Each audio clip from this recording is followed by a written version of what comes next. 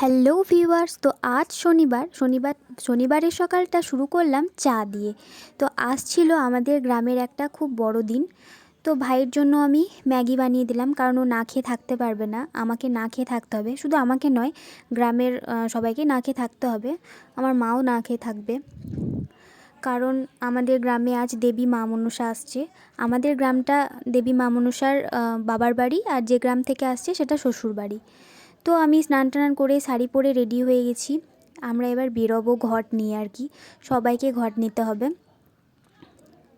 তো আমি বেরিয়ে পড়লাম, ঘট নিয়েও নিয়েছি, সঙ্গে মাও ছিল। তো এই পুকুর থেকে আমরা ঘট ভরে নিয়েছি। তারপর আমরা মাঠের পথ দিয়ে যেতে শুরু করলাম, এখন আনতে যাব। তো এইখানে বসে আমরা অপেক্ষা করছি কখন আসবে। তো ফাইনালি মা চলে এসেছে। দেখো, প্রচণ্ড ভিড় ছিল, প্রচণ্ড ভিড়। শুধু গ্রামের লোক না, মানে অন্যান্য গ্রাম থেকেও অনেক লোক এসেছিল, প্রচুর ভিড় ছিল। তাই দেখো, এখানে একটা আমি ছবি তুলে ধরেছি, ভিডিও করা কাছ থেকে হয়নি। তো আমি বাড়ি চলে এসেছি, এরপর আমি ঘট রেখে দিলাম। তো ভিডিওটা এই পর্যন্তই, অবস্থা খুব খারাপ আমার।